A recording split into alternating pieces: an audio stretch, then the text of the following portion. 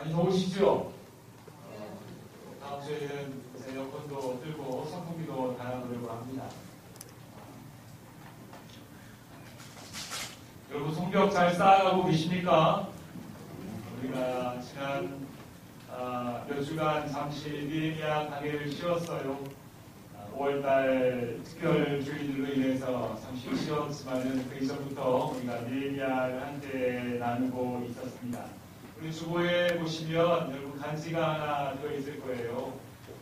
그것은 느헤미야 앞으로 계속 보면서 꼭 필요한 여러분의 설교와 또 배경을 보일 수 있는 자료라서 하나를 복사해서 여러분들께 나눠드렸습니다. 주보에 있는 것을 성경책에 꼭 껴놓으시고 이렇게 필요할 때마다 느헤미야에서 볼 때마다 참고할 수 있도록 하면 좋겠습니다.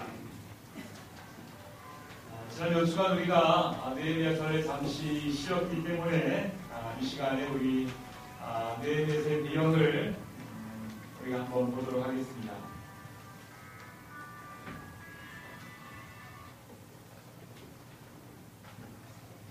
이스라엘의 남유다가 586년에 그 당시 강대국인 바벨론에 멸망당하고 바벨론으로 많은 백성들이 끌려가게 되지요.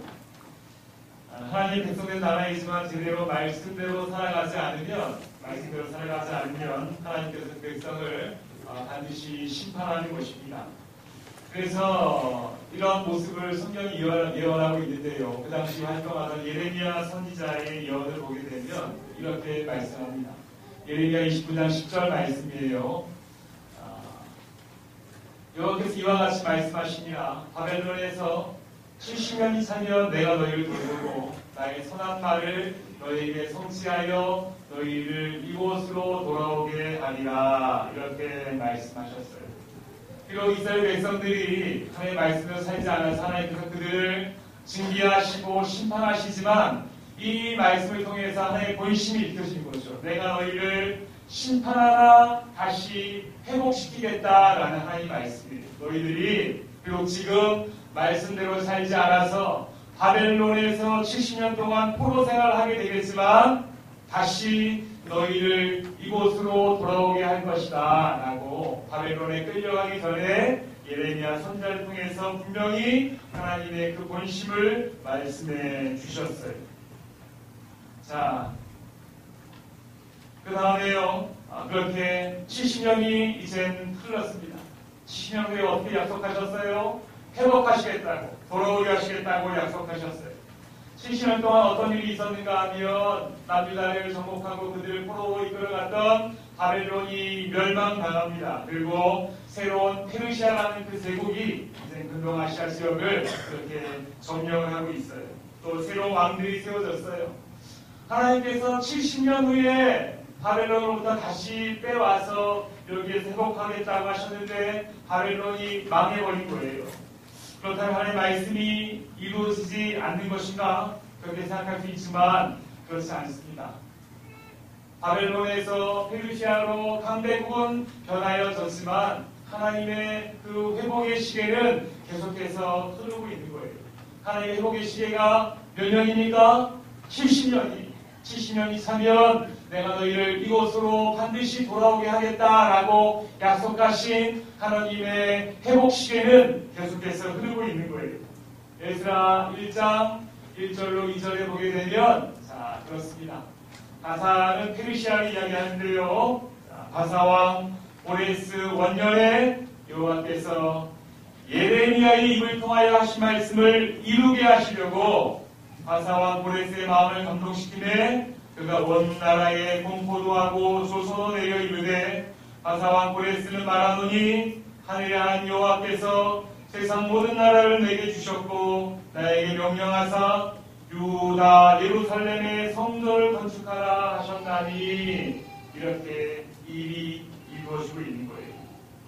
바벨론에서 페르시아로 나라는 바뀌어지게 되었지만은 하나님께서 약속하셨던 이스라엘의 회복 타임, 그 회복 시계 70년은 정권을 바뀌어가고 제국이 바뀌어가도 그대로 흐르고 있는 거예요. 그래서 70년이 되니까 70년이 되었을 때에 어떤 일이 일어나게 됩니까? 여호와께서 예레미야 선지자 입을 통하여 하신 하나님의 말씀을 이루게 하시려고 바사왕, 그 당시 가장 강대국이었던 페르시아 왕 고레스의 마음을 하나님께서 감동시키신 거예요. 그래서 이스라엘 백성들이 다시 그렇게 이스라엘 예루살렘으로 돌아가게 하라! 라고 그렇게 하나님께서 명하시게 된 것이죠. 이것을 그냥 페르시아 왕 고레스의 마음이 착해서 그 시대의 정색이 바뀌어서 그렇게 이스라엘 백성들을 보내어 주신 것이 아니라 하나님 여호와께서 살아계신 하나님 여호와께서 그분의 말씀을 이루시려고 바사왕 고레스의 마음을 감동시키신 거예요. 감동시키신 거예요. 하나님께서 바사왕 고레스를 들어 사용하신 거예요. 하나님의 간성과 하나님의 주권적인 그 바라보심은 오직 하나님의 사람들, 하나님의 나라, 하나님의 백성들에게 고정되어져 있어요. 그래서 이 세상의 역사를 보게 되면 한때는 바벨론이 우일하게 되는 것 같고 한때는 페르시아가 우일하게 되는 것 같고 이스라엘은 한 번도 힘이 없이 그렇게 열방의 주위에 쌓여서 힘 한 번 못 쓰고 살아가고 있는 것 같지만 그렇지 않아요. 그렇지 않아요. 하나님의 관심은 하나님의 백성이에요. 모형으로 삼으신 이스라엘 백성들이에요. 그리고 잘못하면 어쩔 때는 바벨론이 들어서 치기도 하시고 어쩔 때는 페르시아에 들어서 치기도 하시지만 어떻게든지 하나님의 백성들이 정신 차리고 하나님의 백성답게 살아가기 위한 도구로 이 주변의 강대국들을 사용하시고 있는 것이 하나님의 관심은 하나님의 백성들에게 고정되어 있는 줄 여러분 믿으시기 바랍니다. 지금도 마찬가지입니다. 지금도 마찬가지. 하나님의 관심은 하나님의 백성들, 영적인 이스라엘, 우리에게 고정되어 있는 줄 믿으시기 바랍니다. 지금도 내가 예수 믿으려고 신앙생활 하려고 그렇게 열심히 하고 있지만 종종 바람이 불기도 하고 아프기도 하고 또 고난도 주시고 모진 바람이 불기도 하고 그렇게 어려울 때가 있어요. 그런데 오늘 말씀을 통하여서 우리가 알게 된 것이 무엇입니까? 하나님의 주권적인 흐르심, 회복하기까지 하나님께서 어떻게든지 주권적으로 하나님의 백성들을 이끌어 가시고 있는 중이구나 라는 것을 여러분 꼭 믿으시기 바랍니다. 하나님의 간청이 우리이기 때문에 그래요. 우리를 바라보시기 때문에 그래요. 어쩔 때는 예수와 믿는 옆집 가게 가서 일어서게 되는 것 같기도 하고 어쩔 때는 교회 설렁설렁 다니는 신우이가 일어서게 되는 것 같기도 하고 어쩔 때는 그냥 그렇게 대충 자기 마음대로 사는 사람들이 일어서는 것 같기도 하지만 하나님께서 그 사람들을 사용하셔서 지금 나에게 말씀하시는 거예요. 나에게 말씀하시는 거예요. 제대로 살아라. 하나님의 백성답게 살아라. 라고 하면서 우리를 어떻게든지 하나님의 회복까지 이끌어 가시는 그 여정을 우리가 이 땅에서 살아가는 줄 믿으시기 바랍니다. 우리를 사랑하십니까? 포기할 수 없으니까 너무 비싼 값을 주고 우리를 사셨으니까 하나님께서 우리를 절대 포기하지 않으신 거예요. 그리고 어떻게든지 하나님의 회복 가운데로 우리를 이끌어 가고 계시는 줄 믿으시기 바랍니다. 그것이 우리가 하나님을 바라보는 관점이 되어야 되는 거예요. 성경을 보면 온통 그 하나님의 마음뿐이 없어요. 어쩔 때는 징계하시고 어쩔 때는 심판하시지만 성경의 주된 메시지 무엇인가 하면 심판하지만 회복하겠다. 심판하지만 회복하겠다. 라고 분명히 말씀하는 거예요. 우리를 향한 하나님의 마음입니다. 하나님의 그 중심을 여러분 읽으시기 바랍니다. 신앙생활하면서 왜 날 미워하셔서 날 이렇게 치시는 거야? 이것이 아니라 그 회복까지 이끄시는 하나님의 여정을 내가 지금 가고 있구나 라고 그렇게 믿고 하나님 붙잡고 하나님 주권을 인정하며 그렇게 한 걸음 한 걸음 동행하는 우리 사랑하는 하나님의 백성들 되기를 주 이름으로 축원합니다.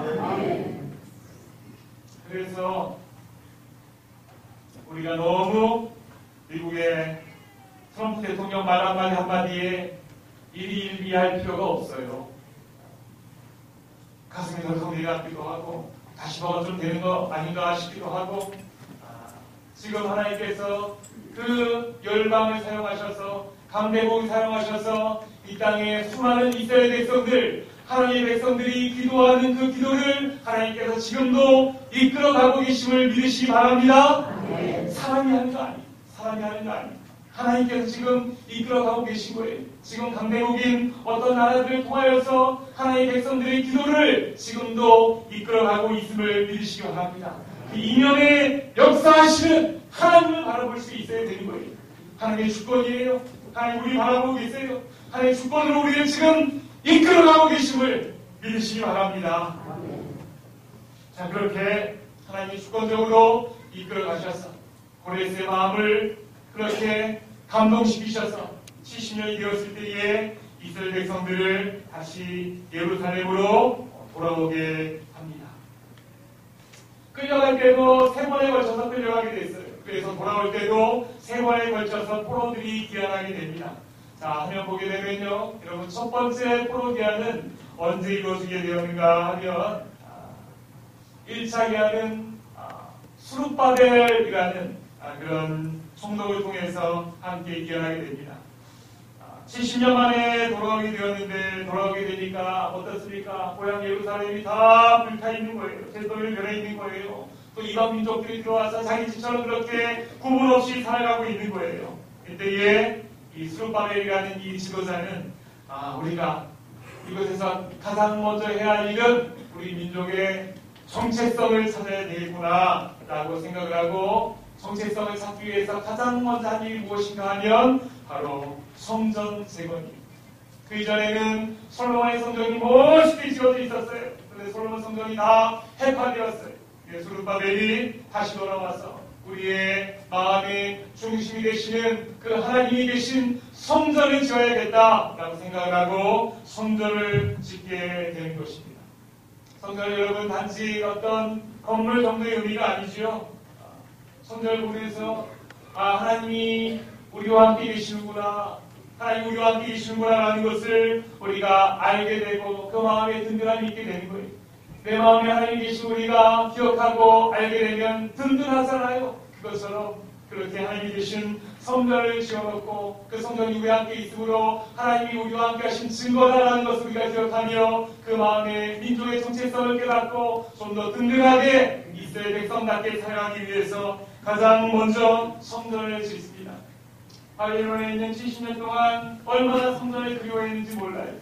다니엘 선지 아시죠? 그렇게 포로로 끌려갔어도 이스라엘 예루살렘 쪽으로 창을 열어놓고 항상 기도하고 있었던 것처럼 또 시편에도 보면 강가에 나아가서 그렇게 수금을 걸어놓고 거기서 찬양을 하면서 우리가 언제 예루살렘으로 돌아갈고 하면서 그렇게 애타게 기다렸던 예루살렘에 드디어 돌아오게 되었으니까 가장 먼저 성전을 지으면서 하나님이 우리와 함께 하신 것을 우리가 정말로 기념으로 또 우리가 함께 계신 것을 우리가 분명히 성전을 건축하여서 알자라는 의미로 성전을 짓는 것입니다.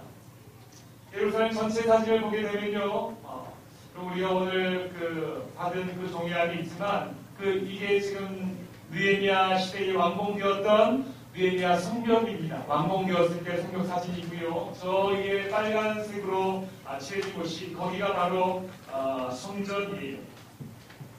솔로몬 성전처럼 그렇게 웅장하지는 못해요. 그렇지만은 수룹바벨이 그렇게 다시 와서 재건하고 복원하였기 때문에 저 성전은 수룹바벨 성전이다 그렇게 이름을 합니다. 자, 그렇게 1차 계약을 통해서 수룹바벨이 그렇게 성전을 복원하고 그들 마음 가운데에 하나님 우리와 함께 계시다라는 것을 함께 심어주었어요. 자, 2차 교환은 그로부터 한 80년이 지난 후에 BC 한 457년경에 이루어지게 됩니다.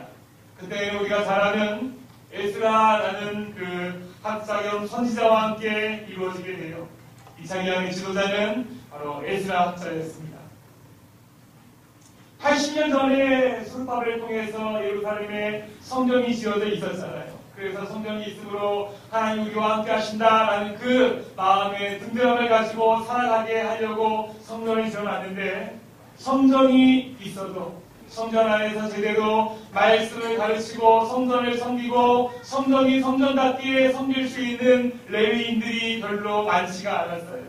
또 그렇게 고레스가 다 돌아가라 했지만 이미 페르시아에서 그들이 기반을 잡고 살고 있었기 때문에 다시 내가 예루살렘으로 돌아가서 거기에서 새 출발을 무언가 해야 되겠다라고 헌신하기를 그들이 주저해서 많은 사람들이 돌아오지 않았어요. 그래서 에스라 학자가 우리가 이렇게 하면 안 되겠다. 우리 레위인들과 함께 동료하고 해서 우리가 가서 그들에게 말씀을 심어주고, 성전이 있지만 말씀이 없어서 이스라엘 백성들이 다시 예전처럼 돌아가고 있지 않느냐. 우리 레위인들과 같이 돌아갑시다 해서 많은 레위인들과 함께 돌아오게 되고, 이제는 그 지어진 성전에서 제대로 말씀을 가르치게 됩니다. 성전 건물만 있었다면 거기에서 이제 말씀을 통하여서 백성들의 개혁을 주도하게 된 것이죠. 그것이 바로 2차 에스라 학자가 돌아와서 하게 된 2차 기한이었고, 그렇게 이제는 예루살렘에 성전이 있게 되고 성전 안에서 말씀을 가르칠 레위인들이 있게 되고 그들을 통해서 말씀을 통한 개혁이 이루어지고 있는 것입니다. 1차 기한을 통해서 이미 많은 수의 이스라엘 백성들이 예루살렘으로 돌아오게 되었어요. 자, 어떻습니까?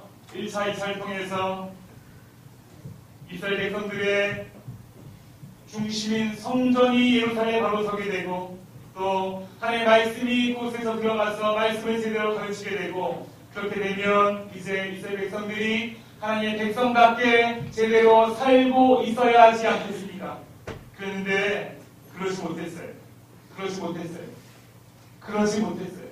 성전이 있고 말씀이 있는데 그러지 못했어요.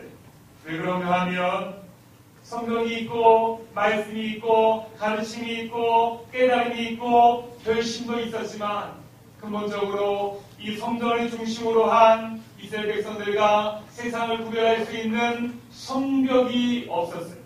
성벽이 없어서 말씀을 듣고 깨달아서 마음이 은혜받아 나오지만 그대로 나오게 되면 또 세상과 같이 그냥 그대로 맞물리게 되고 이방인들과 같이 뒤섞여 살게 되고 하나님이 도와주시는 성령이 없기 때문에 하나님이 안전하게 도와주시는 성령의 울타리 없기 때문에 항상 섞일 수밖에 없어요. 그래서 열심히 되지 못하고 그렇게 무너질 수밖에 없었던 연약한 이스라엘 백성들의 모습이 있게 되는 것이죠. 이때에 마지막 3차 포로 기한이 이루어지게 됩니다. 3차 기한의 지도자는 누구입니까? 우리가 잘 알고 있는 누구예요? 느헤미야는 여전히 예루살렘 성에서 이방인들이 득실거리고 이스라엘 백성들이 그들과 같이 살아가고 있고 뒤섞여 살아가고 있고 제대로 하나님의 백성답게 살지 못하고 있다는 그 소식을 듣고 마음이 너무 아팠어요. 그러면서 기도했어요. 그러면서 하나님께 특별한 비전을 받았어요. 그것이 무엇인가 하면 네가 가서 성벽을 지어라 라는 그런 특별 비전을 받게 된 거죠. 그 벅찬 비전을 가지고 드디어 느헤미야 총독이 그렇게 예루살렘으로 오게 되었습니다. 지도자로 오게 된 거예요. 그리고 우리가 지난 느헤미야서를 함께 나누면서 읽었던 것처럼 와서 밤에 나아가서 성벽이 얼마나 무너져 있는지 어디를 얼만큼 보수해야 되는지를 먼저 점검합니다. 그리고 점검하였으면 이제는 각 지파별로 또 직능별로 또 사역별로 또 거리별로 나누어서 분배를 합니다. 너희가 여기 이만큼 쌓아라. 너희가 여기 이만큼 쌓아라. 그렇게 사역을 분배를 합니다. 그래서 지파와 역할과 사는 지역에 따라서 분배가 되어지게 되고 그렇게 성벽을 드디어 보수하며 올라갑니다. 그렇게 보시게 되면 성벽 공사가 완전히 완성되었을 때의 그런 모습이 이런 것이 무너져 있으니 이 성벽 안에 있는 성전의 근처에 사는 그 성벽 안에 있는 사람들과 바깥에 있는 사람들이 서로 구별이 없이 살아가기 때문에 그들이 결심이 유혹 앞에 무너지게 되고 공격 앞에 무너지게 되고 할 수밖에 없었던 것이죠. 그런데 느헤미야가 그렇게 와서 52일 만에 저 성벽을 다 똘똘 뭉쳐서 완벽하게 쌓아올리는 작업을 하게 됩니다. 자, 이렇게 3차 느헤미야가 포로들을 데리고 와서 다시 고향으로 돌아와서 성벽을 쌓아가고 있는데, 이것이 그렇게 쉽게 쌓아가면 얼마나 좋겠어요. 그런데 여기저기에서 공격을 하고 유혹을 하고 비아냥거리고 안된다 이야기하고 내적으로 공격들이 많았어요. 만만치 않은 저항에 부닥치게 된 거예요. 여러분, 항상 우리가 하나님의 일을 해나감에 있어서 이러한 저항은, 이러한 공격은, 이러한 유혹은 반드시 있을 수밖에 없음을 우리가 깨달아야 합니다.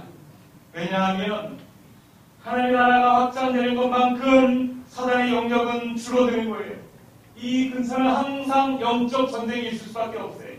내가 더 나아가면 사단이 줄어드니까, 사단이 더 나아오면 내가 줄어드니까, 하나님 나라가 줄어드니까, 이 근방은 항상 치열한 접경 지역입니다. 치열한 공방전이 항상 있어야 돼요. 그래서 우리가 하나님의 나라 일을 점점 해나가고 있으면 사단의 영역이 줄어들기 때문에 어떤 동료를 통해서든지 공격이 있고 유혹이 있습니다. 이것을 이겨나가야 되는 거죠. 느헤미야도 성벽을 쌓아가고 있을 때에 여러 비아냥거림도 있었고 공격도 있었고 유혹도 있었어요. 그리고 오늘 15절 말씀에 오게 되면 이방인들이 힘을 모아서, 원래 그들이 그렇게 사이좋은 사람들이 아니었는데 이스라엘 백성들이 예루살렘의 성벽을 쌓겠다 하고 힘을 모아서 똘똘 뭉쳐서 조금씩 탄탄히 올라가고 있으니까 그들이 안 되겠다 싶었던 거예요. 안 되겠다 싶어서 힘을 모아서 은밀하게 예루살렘을 습격해서 사람들을 죽이고 성벽 공사를 방해해야 되겠다라고 그렇게 은밀한 계획을 짜게 됩니다. 무서운 계획이죠. 이런 은밀한 기습작전은 계획부터 실행까지 아주 은밀하게 진행될 수밖에 없어요. 은밀하게 진행이 되어져야지 그 계획이 성공하게 되는 것입니다. 그런데 어떻게 됩니까? 은밀하게 계획을 짰는데 어떻게 됩니까? 15절 말씀이 같이 한번 읽어볼까요? 같이 시작. 하나님이 그들의 길을 떼하셨으므로 우리가 다 성에 돌아가서 가까이 가야 했는데, 이렇게 은밀하게 계획을 짰어요. 아무도 모른다 생각을 했어요. 자기들만 안다고 생각을 했어요. 그리고 은밀하게 그 계획을 실행해 나가려고 하고 있는데 그 은밀한 기습작전을 이쪽의 대장 느헤미야가 이미 알아버렸다는 거예요. 적들은 최대한 은밀하게 이런 것들을 계획하고 기습하려고 하고 있는데 느헤미야가 그 작전을 꿰차버렸다는 것입니다. 눈치챘다는 거예요. 누가 알려주었습니까? 누가 알려줬어요? 하나님이 그들의 꾀를 해하셨으므로 하나님 미리 사전에 그들의 꾀를 엎어버리신 것입니다. 되는 일이 없는 것이죠. 느헤미야는 지금 아주 든든한 백이 있는 거예요. 하나님께서, 보이지 않는 하나님께서 막을 것 막아주시고 밀어줄 것 밀어주시고 하면서 그렇게 하나님의 사역을 해나감에 있어서 보이지 않는 하나님의 손이 철저하게 미리 막아주시고 밀어주시고 지원해주시고 지켜주시고 하면서 그렇게 그 사역을 감당하고 있는 거예요. 느헤미야가 삶에서 그것을 경험하고 있는 거죠. 얼마나 힘이 되겠습니까? 비록 사방에서 적들이 공격을 하고 유혹을 하고 비아냥거리고 그렇게 온통 당하고 있지만 그 지도자로서 적진의 한가운데 서서 그 예루살렘에서 그렇게 사람들이 다 쳐다보고 있는 데서 성벽을 쌓아가고 있는 이 느헤미야 지도자의 그 심정을 한번 읽어보세요. 얼마나 큰 중압감이 있겠어요. 얼마나 큰 부담감이 있겠어요. 그런데 곳곳에서 힘들고 어렵지만 순간순간마다 이러한 은혜를 경험하게 되는 거예요. 이것도 하나님께서 막아주셨구나. 이것도 하나님 도와주셨구나. 하나님께서 이것도 지켜주시고 계시구나라는 것을 경험하게 되는 거예요. 그러니까 얼마나 힘이 나겠습니까? 얼마나 신이 나겠습니까? 그렇게 하나님께서 막아주시고 밀어주심으로 그것을 해내게 하시는 거죠. 이것이 바로 하나님께 붙잡힌 자의 놀라운 축복인 줄 믿으시기 바랍니다. 아멘. 우리 사랑하는 성도님들도 동일하게 이 땅을 살아갈 때에 이렇게 삶의 팍팍한 현장에서도 그 현장을 이기고도 남음이 있는 하나님 이런 강력한 붙잡아 주심을 체험할 수 있는 우리 성도님들 되기를 간절히 원합니다. 어떻게 그렇게 할 수 있을까? 어떻게 하나님 붙잡아 주시면 막아주시고 밀어주시면서 그렇게 그 하나님의 성도로 온전하게 살아갈 수 있는데, 그렇다면 어떻게 그렇게 예수 믿는 사람이라고 다 그렇지가 않잖아요. 누구는 느헤미야처럼 막을 거 막아주시고 지킬 거 지켜주시면서 인도하시는 분이 있는가 하면, 누구는 예수 믿으면서도 참 초라한 삶을 살아가고 있는 그런 분들이 있어요. 분주하고 사고가 터지고 불안해하고 그런 삶을 살아가는 분들도 있어요. 그 차이가 무엇일까? 오늘 느헤미야의 1장부터 4장까지의 그 느헤미야의 어떤 삶의 모습들 보면서 그 차이가 있다면 바로 이것이구나 라고 우리가 말씀을 통해 깨닫게 되기를 원합니다. 하나님께 강력하게 붙잡힌 자의 삶은 승리할 수밖에 없는데, 하나님이 붙잡아 주셔야 하는데, 그렇게 하나님께서 붙잡힌 자의 내가 해야 될 부분이 있다면, 이 삶의 비결이 있다면 무엇인가? 느헤미야를 통해서 우리가 한번 알아보자는 거죠. 몇 구절일 텐데요, 여러분. 이 구절 속에서 여러분 한번 힌트를 한번 찾아보세요. 느헤미야의 어떤 면 하나님께서 기뻐하셔서 그를 그렇게 막아주시고 지켜주시는 하나님께 붙잡힌 자의 삶을 살아가는가 한번 찾아보시기 바랍니다. 느헤미야 1장 4절 말씀이에요. 다시 한번 읽겠습니다. 시작.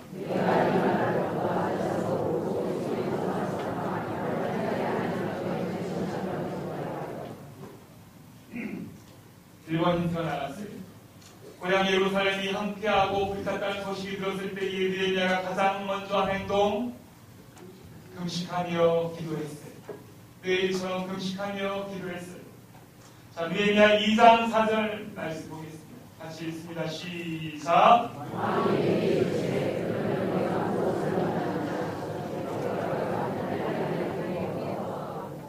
느헤미야가 금식하고 기도하며 왕 앞에 구체적으로 이야기하지 않았지만 얼굴에 수심이 가득하니까 왕이 그것을 보고 느헤미야에게 물었습니다. 내가 무엇 때문에 수심이 가득하냐? 내가 무엇을 원하느냐? 내가 들어줄게 라고 그렇게 왕이 직접 이야기한 거예요. 내가 어떻게 도와줄까 물어봤을 때에 느헤미야의 얼마나 좋은 기회입니까? 마음속에 있는 것을 다다다다다다다 이야기할 수 있지만, 그 짧은 시간에도 느헤미야가 한 것이 무엇입니까? 그 짧은 시간에도 내가 곧 하늘의 하나님께 묵도하고, 하나님, 내가 왕 앞에 지금 이야기하려고 하는데 무엇을 이야기할 수 있을지, 무엇을 이야기할지 그 지혜를 제 입에 넣어주시옵소서. 하나님께 묵도했다라고 나와 있습니다. 2번 힌트. 자, 3번 힌트. 느헤미야 4장 4절 말씀입니다. 같이 읽습니다. 시작.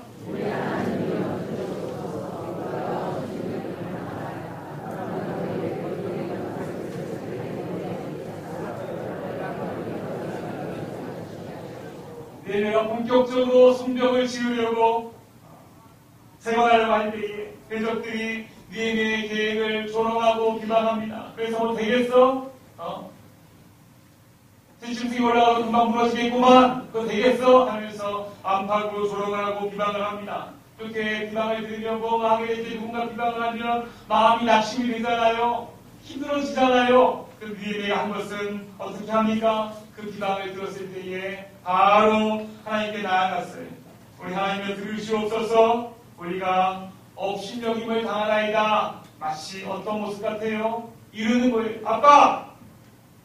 우리 건찬영이가 나 놀렸어.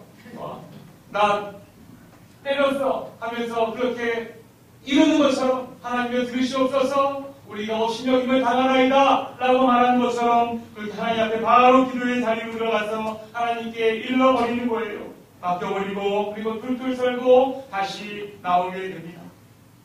3번 힌트. 이거 어떻습니까? 느헤미야가 그렇게 중압감과 생명 위협하는 상황 속에서도 흔들리지 아니하고 하나님의 강력한 붙잡아 주심을 경험하며 그렇게 막아주고 밀어주면서 주님의 사역을 감당할 수 있었던 그 비결은 전적인 하나님의 붙잡아 주심이었는데, 그렇게 붙잡아 주심을 당할 수 있었던 느헤미야가 했던 어떤 모습들이 있다면 그것이 바로 무엇입니까? 그것이 한 사람의 인생을 통해서 우리가 지금 영화처럼 보고 있는 것입니다. 그것이 무엇인가 하면 여러분 기도뿐인 것을 믿으시기 바랍니다. 기도해야 되는 거예요. 기도해야 되는 거예요. 기도해야 되는 것입니다. 기도합시다. 사랑하는 성도님들, 기도합시다. 또 똑같은 말에서 죄송합니다. 그렇지만 기도해야 되는 거예요. 기도해야 되는 거예요. 다른 이유를 찾아보려고, 다른 적용을 해보려고 말씀을 돌아봐도 그렇게 기도하는 것뿐이 없다는 것을 말씀이 다시 한번 우리에게 이야기하고 있는 것입니다. 하늘 문이 열릴 때까지 여러분 간절하게 두들릴 수 있는 우리 성도님들이 간절히 바랍니다. 신앙생활은 고급 취미생활이 아니에요. 남들에게 보여주는 악세사리가 아닙니다. 하나님 주신 능력으로 이 땅을 살아내는 것입니다. 살아내는 것이 나를 통해서 나의 등 위에서 나의 도우신 분이 누구신가를 우리가 보여줄 수 있는 것이 영광론이라는 것이 바로 그 뜻입니다. 우리가 거울과 같이 하나님의 형상으로 지어졌는데 하나님의 형상을 나를 통해서 그대로 반영하는 것, 그대로 이 세상에 보여주는 것, 그것이 바로 영광 돌리는 거예요. 하나님 나를 도우시는데, 하나님의 능력이 나에게 주어지고 있는데, 하나님 나를 붙잡아 주시고 함께 가고 있는데, 우리의 삶을 통해서 나를 붙잡아 주신 분이 누구신지 분명히 보여줄 수 있는 삶, 그것은 바로 우리가 하나님께 기도하고 교통하고 엎드리고 나아가는 것, 바로 그것뿐이 없는 거예요. 우리가 그렇게 하나님 앞에 우리의 마음을 열고 두드리며 기도하며 나가게 될 때에, 그렇게 나가게 될 때에 하나님 우리를 강력하게 붙드심을 믿으시기 바랍니다. 그럴 때에 하늘 문이 열리고 하늘 능력의 것이 되어지고 그렇게 하나님과 풍성한 관계 속에서 우리가 신앙생활을 감당하며 나를 통해서 나의 하나님이 누구신지 이 세상에 보여주는 영광 돌리는 삶이 될 수 있다라는 것이 기도하는 우리 성도님들에게 간절히 원합니다.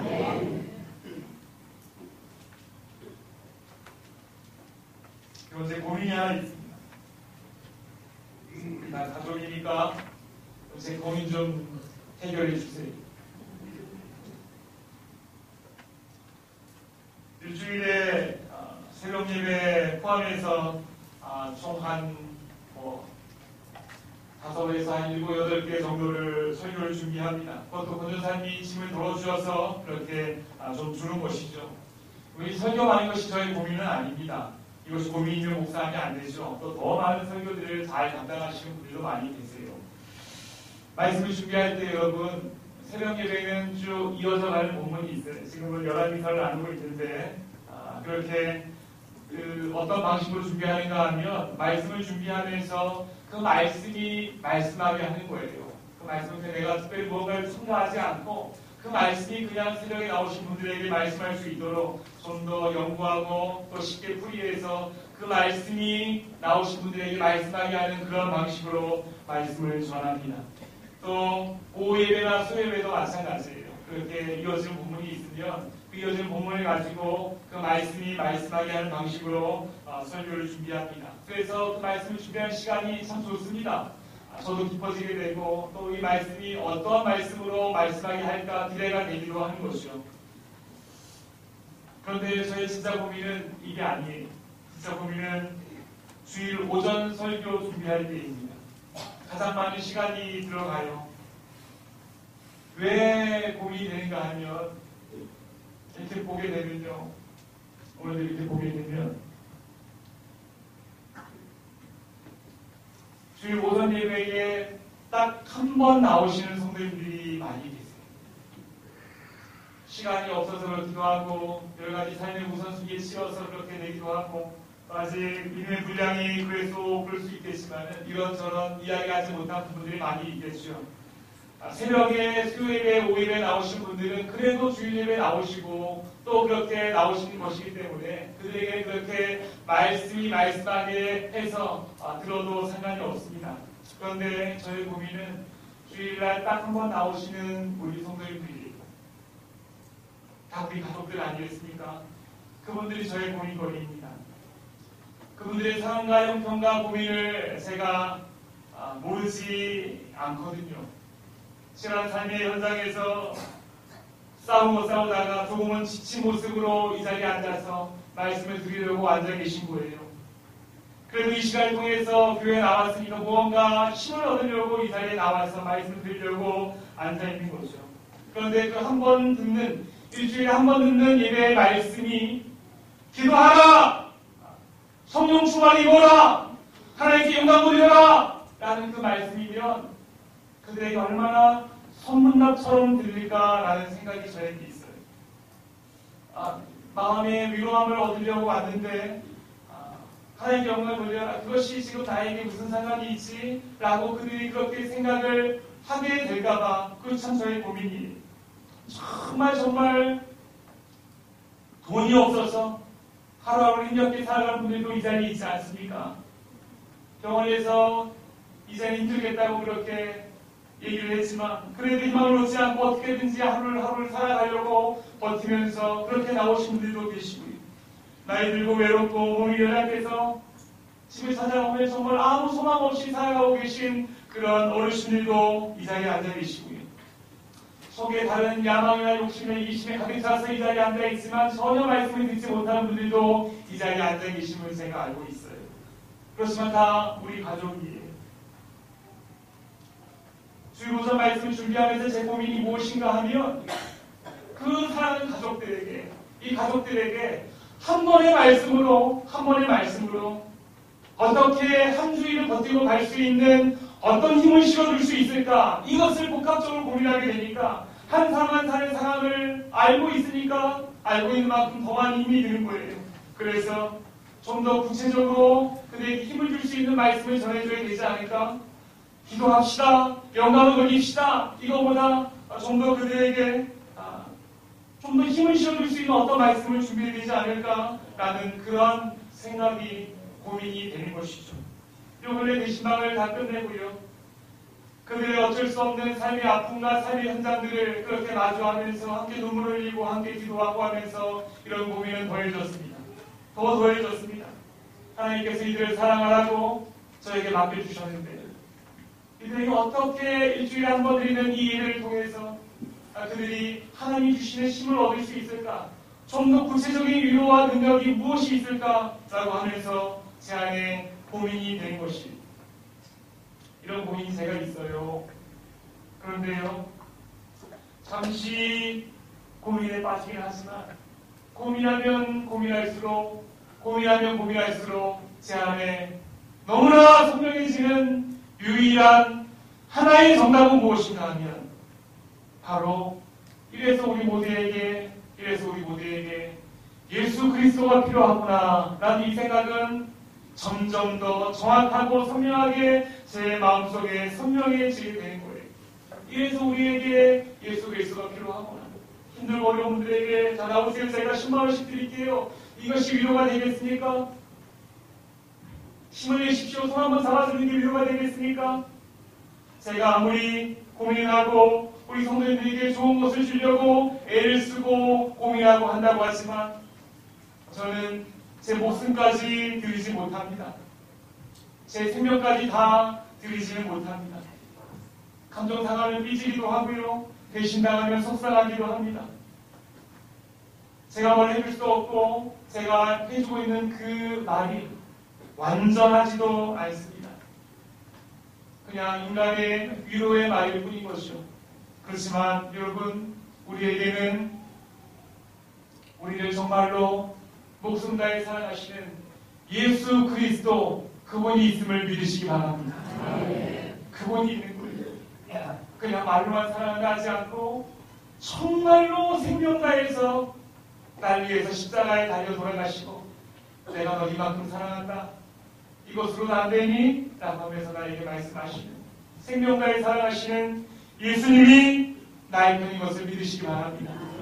이 시간 예수님께서 찾아오셔서 말씀을 통하여 예배를 통하여 우리 가운데 임재하여 주시고 우리 마음 가운데 들어오게 되면 우리가 그 예수님과 정확하게 만나게 되면 이 자리에 앉아 계신 어떤 아픔도 가난함도 또 야망도 또 외로움도 연약함도 예수님과 정확하게 만나게 되면 그 예수님을 정확하게 만나게 되면 그 모든 것이 예수님의 사랑으로 넘치게 세움이 있음을 믿으시기 바랍니다. 예수 그리스도 고민하면 고민할수록 점점 더 선명해지는 예수 그리스도. 뭔가 다른 말로 어떻게 위로할까 아무리 고민해도 점점 더 선명해지는 예수 그리스도. 바로 그분뿐이 없음을 믿으시기 바랍니다. 이 자리에 많은 분들이 계세요. 한 번에 예배를 드리시는 많은 분들이 계세요. 삶이 아픈 가운데에, 여러 가지 외로운 가운데에, 또 정말로 힘들고 빈곤해서 정말 헛헛한 마음에, 먹먹한 마음에 무엇을 할 수가 없어서 교회에 와서 앉아있는 우리 사랑하는 가족들이 이 자리에 있어요. 그분들에게 정말로 유일한 정답이신 그분 예수 그리스도를 전합니다. 그분 정확하게 제대로 만나시길 간절히 원합니다. 그분 우리가 만나게 될 때에 우리가 가지고 있는 어떤 아픔도 외로움도 근심도 빈곤함도 다 나를 위해 생명을 사랑하신 예수님의 그 사랑으로 넉넉하게 채움이 될 줄 믿으시기 바랍니다. 예수 그리스도 그분뿐이 없는 거예요. 그분 제대로 우리가 만나지 못하게 되면 여전히 예배를 마치고 돌아가게 되지만 아픔 가운데에 또 어려운 가운데에 외로운 가운데에 그렇게 살아갈 수밖에 없는 것이 유일한 정답이신 예수 그리스도 그분을 만나게 되고 그 예수 그리스도 그분을 통하여서 우리가 하나님께 당당히 나아감을 얻을 수가 있게 되는 것이 우리 시선을 그 하나님께 고정하십시오. 예수 그리스도를 통하여서 하나님 바라보시기 바랍니다. 오늘 집회에 갔더니 그 집회에서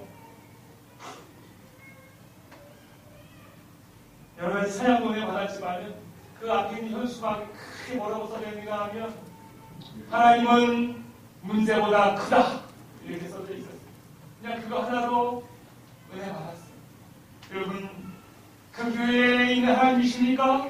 아니, 동일하게 우리에게 계신 하나님도 분명하게 이렇게 역사하신 줄 믿으시기 바랍니다. 내가 가지고 있는 어떤 문제, 어떤 고난, 어떤 외로움, 어떤 슬픔, 어떤 아픔, 그 어떤 문제보다 하나님은 크세요. 내 문제, 내 상황에 우리가 매여있지 말고 조금 눈을 들어서 하나님 바라보시기를 간절히 원합니다. 간절히 바라보게 될 때에, 간절히 바라보게 될 때에 하나님 우리를 잡아주시고 막을 것 막아주시고 밀어줄 것 밀어주시면서 그렇게 하나님의 사랑으로 우리에게 주어진 그 성벽을 담대하게 쌓게 하실 줄 믿으시기 바랍니다. 고정하세요. 오늘 여러분 그래서 기도합시다라는 것이 식상하게 들렸어요. 그럼 여러분 기도하고 계십니까? 우리가 잘 기도하지 않아요. 기도하지 않아요. 알고 있지만 잘 기도하지 않아요. 다시 한번 하나님의 음성으로 들으시길 바랍니다.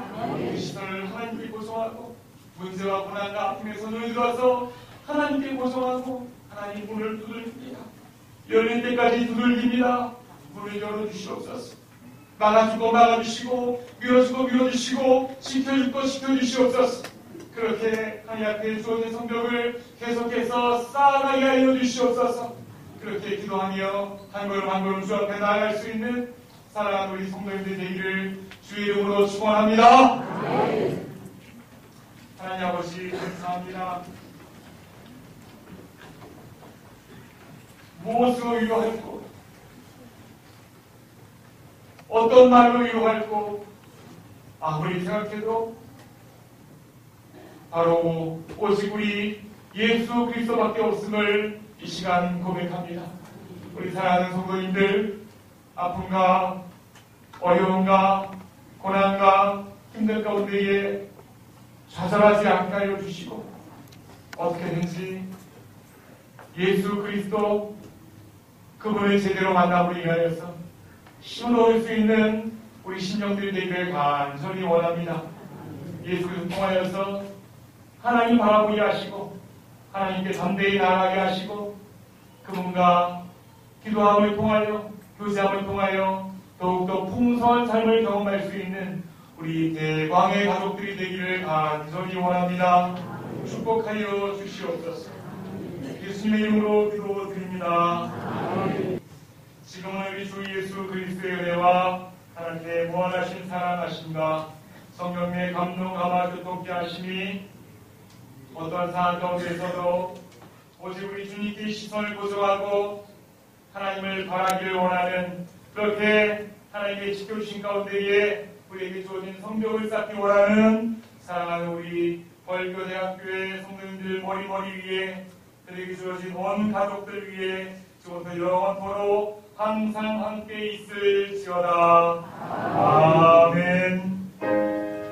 하나님